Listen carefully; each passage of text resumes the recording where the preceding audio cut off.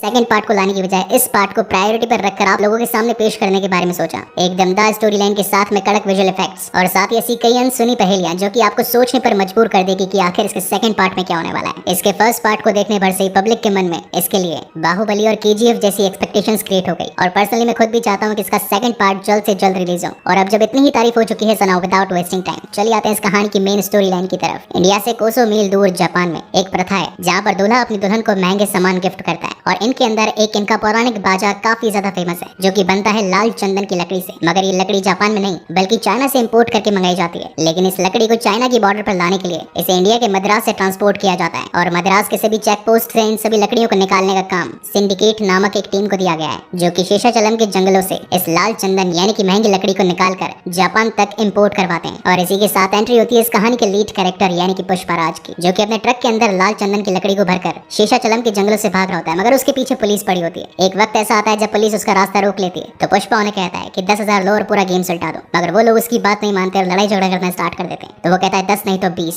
20 नहीं तो 30, 30 नहीं तो 40, अरे कम से कम 50 में तो मानो। मगर पुलिस वाले उसकी एक नहीं सुनते और उसे पीट पीट कर गाड़ी के अंदर डाल देते हैं। तो पुष्पा उन्हें कहता है कि 1 लाख कैसा रहेगा, तुम क्या सोच रहे हो, तुम्हारी पूरी मंडली को 1 लाख बोल रहा हूँ, हर एक जने को 1 लाख कह रहा हूँ। ये लाइन सुनते ही तो सारे पुलिस वाले अपनी गाड़ी रोक देते हैं और कहते हैं कि साहब आखिर आप हो कौन और वैसे यहाँ जंगलों में आना कैसे हुआ। तो वो कहता है पुष्पा नाम है मेरा, याद रखने की कोई जरूरत नहीं, बस अपने काम से काम रखो। जिसके बाद कहानी शिफ्ट होती है 1 साल पीछे जहाँ पर हम देख पाते हैं कि पुष्पा नाम का एक आदमी एक मील में काम कर रहा होता है और अपने ब्रेक टाइम में चाय को पीने के लिए अपने टांग पे टांग रख के उसके साथ पाव खा रहा होता है। और तभी वहाँ पर मील का मालिक पहुंचता है। तो मैनेजर को वो कहता है कि आखिर ये बाहर कौन है जो कि पैर पे पैर डालकर बैठा है, इसे थोड़ी तमीज सिखाओ। तो वो मैनेजर उसे आकर कहता है कि भाई आखिर तो मालिक के सामने इस तरीके से कैसे बैठा है, काफी गुस्सा हो रहे हैं वो। तो पुष्पा उन्हें कहता है कि ओए ये दायां पैर अपना है और ये बायां पैर भी अपना है, तो तेरे मालिक की लुंगी में काहे को खुजली हो रही है। जो भी करता हूँ अपनी मेहनत की करता हूँ, अगर तुझे मेरा तरीका नहीं पसंद तो मुझे तेरी नौकरी नहीं पसंद, संभाल आज से तेरी नौकरी। वहीं दूर खड़ा केशव नाम का एक शख्स उसे देख रहा होता है और वो भी सोचता है कि मुझे भी अब अपने मालिक को बदल लेना चाहिए और तब से वो उसके साथ हो जाता है। गांव में पुष्पा की मां पर कर्ज काफी ज्यादा था, इसलिए हर वक्त मुनीम आकर उसकी मां को धमकाता था कि आखिर मेरा पैसा कब देगी, इतने महीने हो गए अभी तक तूने मेरा पैसा चुकता नहीं किया। तो पुष्पा अपनी भैंस को 5,000 में बेचकर उस मुनीम को उसके पैसे चुकाता है और साथ ये भी कहता है कि जब तूने पैसे मांगे थे तो पूरे गाँव के सामने जलील किया था, आज अगर तुझे पैसे मिल गए तो हर किसी के सामने जाकर तुझे बोलना पड़ेगा कि हाँ पुष्पा ने मेरे पैसे चुकता कर दिए। जाते वक्त वो मुनीम उसे कह के जाता है कि या तो तेरी अकड़ तुझे जमीन में मिला देगी या फिर इस दुनिया का राजा बना देगी। अगले दिन जब पुष्पा दिहाड़ी के लिए अपनी गाड़ी का वेट कर रहा होता है तो वहाँ पर 2 गाड़ियां आती है, एक 100 की एक 1000 की। तो पुष्पा केशव को पूछता है कि आखिर में डिफरेंस क्या है। तो केशव उसे बताता है कि 100 में रहोगे तो कायदे में रहोगे और अगर 1000 में रहोगे तो फायदे में रहोगे, लेकिन जान का जोखिम है। तो पुष्पा बिना कुछ सोचे समझे 1000 वाली गाड़ी में चढ़ जाता है जहाँ पर वो गाड़ी उन्हें मद्रास के शेषाचलम जंगलों में लेकर जाती है। सबसे पहले तो वहाँ का पुजारी सभी दिहाड़ी मजदूरों की पूजा करवाता है और फिर नए काम की शुरुआत के लिए सारे दिहाड़ी मजदूर जंगल के लाल चंदन की लकड़ी को काटने लगते हैं। अब जहाँ पर अवैध काम होता है तो पुलिस तो वहाँ पर होनी थी, इसलिए वहाँ पर गोविंद नाम का पुलिस पहुंचकर सारे लीगल काम को रुकवाने की कोशिश करने वाला होता है। लेकिन पुष्पा कहता है कि हमने इतनी मेहनत करी और बिना अपना फायदा लिए नुकसान करके यहाँ से चले जाएं, ऐसा मैं होने नहीं दूंगा, अपन झुकेगा नहीं साला। गोविंद वहाँ पर आकर सबसे पूछता है कि आखिर तुमने माल कहाँ पर छुपाया। तो पुष्पा उसे कहता है कि भाई साहब आप माल लेने के लिए आए हो या जो मिला उसे बरामद करने के लिए आए हो, अगर अपनी जान बचाना चाहते हो तो चुपचाप यहाँ से चले जाओ, क्योंकि आपकी एक गोली चलेगी हमारे यहाँ पर 60 खुलाड़ियाँ चलेगी। डर के मारे गोविंद वहाँ से जाना ही सही समझता है क्योंकि इस वक्त उसके पास में और कोई चारा भी नहीं था। और अब इस तरीके से धीरे धीरे पुष्पा उन सभी लोगों का लीडर बन चुका था। केशव भी अब उसकी बातों में आकर उसकी हाँ में हाँ मिलाता था। जब अपनी दिहाड़ी लेने के लिए पहुंचा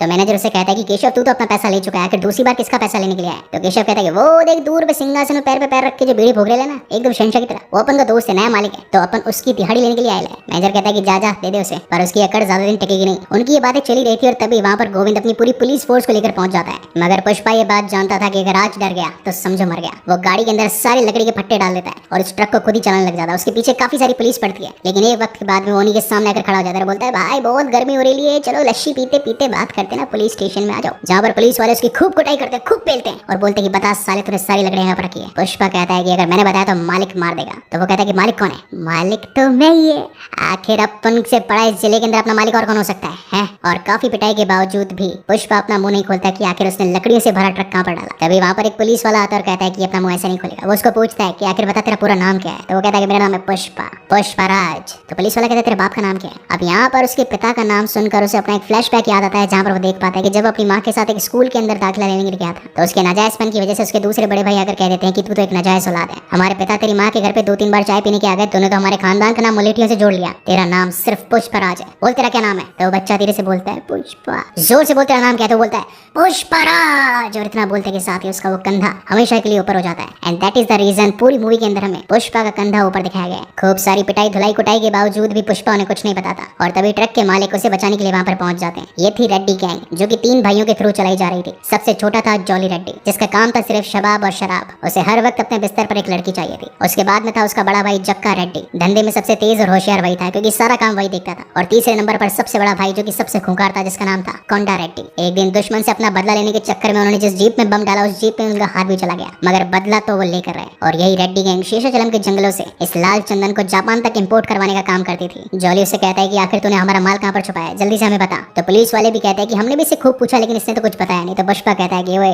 पुलिस वाले साल का कितना कमाते, 60,000। तुमको बताता तो क्या मिलता है, इनको बताएंगा तो कुछ तो मिलेगा। चलो ठीक है भाऊ, 5 लाख में डील डन करते हैं। तो मुझे 5 लाख दो, मैं तुम्हें बताता हूँ कि मैंने तुम्हारी लकड़ी कहां पर छुपा रखी है। तो जॉली कहता है ओए जंगली, तेरे जैसे को मैं 5 लाख दूंगा, चल भाग ऐसे, ज्यादा बोलेगा तो तेरी लाश यहाँ पर गाड़ दूंगा। तो जानता नहीं हम कोंडा रेड्डी के आदमी है। तो पुष्पा कहता है कि अगर लकड़ी का पता मैं नहीं बताएगा तो क्या कोंडा रेड्डी आके तेरे को बताएगा। और फाइनली रेड्डी गैंग को उनकी बात माननी पड़ती है, जहाँ पर पुष्पा उन्हें लेकर जाता है उसी सुनसान जंगल के अंदर एक छोटे से कुएं के पास में, जहाँ पर वो जब अपना ट्रक लेकर जा रहा था तो पुलिस से बचने के लिए उसने अपना लकड़ी का भरा ट्रक उसी कुएं में पटक दिया। इसका शानदार दिमाग और दिलेरी को देखकर जक्का रेड्डी इसे पूरे 5 लाख दे देता है। और जब पुष्पा वापस से अपने घर जाने के लिए उस वैन के अंदर बैठ रहा होता है तो जॉली उसे कहता है कि वो कहां पर घुस रहा है, दिहाड़ी मजदूर है तू, ये मत समझना कि गाड़ी के अंदर हमारे साथ बैठकर आया तो हमारे साथ बैठकर जाएगा। ये पकड़ 20 रुपए और चल निकल यहाँ से। इस बात से तो पुष्पा को काफी ज्यादा गुस्सा आ जाता है और वो केशव को पूछता है ये गाड़ी कितने की आती है। तो केशव कहता है हाँ, ये डिब्बा करीब आ जाएगा 5 लाख का। तो पुष्पा कहता है कि जा मेरे लिए भी एक लाल कलर की सी वैन लेके आ। तो केशव कहता है कि भाई अगर अपन ने ये सारे पैसे उसमें घुसा दिए तो अपन तो गरीब हो जाएंगे, अपन को फिर से दिहाड़ी करनी पड़ेगी। तो पुष्पा कहता है कि बात अभी को पे आ चुकी है, अब आया भी उसी गाड़ी में था तो जाएगा भी उसी गाड़ी में, जा जाकर मेरे लिए गाड़ी लेके आ। और अब केशव वही एक लाल कलर की दिखने वाली वैन उसके लिए लेकर आता है, जहाँ पर वो उसकी माँ को भी अपनी गाड़ी दिखाता है और ये तीनों ही काफी खुश होते हैं। लाल चंदन की लकड़ी के भरे ट्रक को पुलिस से बचाने में पुष्पा ने जो दिलेरी दिखाई, इसलिए कोंडा रेड्डी उसे खुद अपने पास बुलाता है। यहाँ पर बेसिकली कोंडा रेड्डी की मीटिंग चल रही थी, जहाँ पर कुछ और दूसरे ट्रक चलाने वाले जो कि पुलिस की चेक पोस्ट पर आते अपना सारा माल यूं ही छोड़कर भाग गए थे और करीब 10 टन माल पुलिस ने यूं ही पकड़ लिया था। तो उन पर काफी ज्यादा गुस्सा हो रहा होता है। तभी यहाँ पर पुष्पा कहता है कि अगर नाच ना आए तो गाने को बुरा नहीं कहते, सिर्फ एक अच्छी प्लानिंग ही तुम्हें जीत दिला सकती है। तो कोंडा कहता है कि अगर तेरे पास इतना दिमाग है तो आखिर पता आइडिया क्या है। तो पुष्पा कहता है कि मैं कोई अचार थोड़ी ना बांट रहा हूँ जो यहाँ पर सबके सामने बांट दूं, आइडिया है बॉस, अकेले में बताऊंगा। और वो आइडिया था दूध के टैंकर को आधा आधा करके उसके नीचे के पार्ट में चंदन वाली लकड़ी को डालकर ऊपर से दूध डालकर चेक पोस्ट से यूं ही निकाल देने का। और ऐसा करते करते काफी दिन बीत जाते हैं। ये लोग धीरे धीरे माला माल भी होते जाते हैं, लेकिन पुलिस के नाक के नीचे से सारा माल निकल रहा होता है और उन्हें इस बात की खबर तक नहीं चलती। वहीं पर पुष्पा की नजर दूध बेचने वाली एक लड़की जिसका नाम होता है श्रीवल्ली, उससे प्यार हो जाता है। और वो रोज केशव को बस यही पूछता रहता है कि क्या उसने मुड़ के मुझे देखा, क्या वो मेरी तरफ देख के हंसी, या क्या वो अभी मुझे देखकर निकली क्या। तो केशव झूठ बोल देता है कि नहीं भाई अभी तक तो देखा ही नहीं। तो वो कहता है कि दिल रखने के लिए तो कम से कम तो मुझे बोल ही सकता है कि हाँ मुझे देखती रहती है, क्योंकि पुष्पा तो मानो श्रीवल्ली के प्यार में एकदम लट्टू हो चुका था। एक दिन रोजी की तरह जब ये लोग चेक पोस्ट से निकल रहे होते हैं तभी वहाँ पर गोविंद उनकी ट्रक को रोक लेता है और कहता है कि ऊपर से तेरा ट्रंक खाली और नीचे से फटा ढोल, आखिर माजरा क्या है, डबल ढोल की कहां से लाया है। तो वो दोनों ट्रक ड्राइवर बता देते हैं कि हमें पुष्पा ने ऐसा करने के लिए कहा। तो गोविंद कहता है कि बात से तो उसके लिए काम नहीं बल्कि मेरे लिए काम करेगा। साउथ साइड में मूवीज का काफी ज्यादा चलन था और नागार्जुन तो मानो इनके लिए भगवान थे और उन्हीं की पिक्चर देखने के लिए श्रीवल्ली और उसकी कुछ साथियां पहुंचती है, मगर 15 रुपए का टिकट 100 रुपए का बिक रहा था और उनके पास इतने पैसे नहीं थे। तभी वहाँ पर केशव आता है कहता है कि मैं तो 1000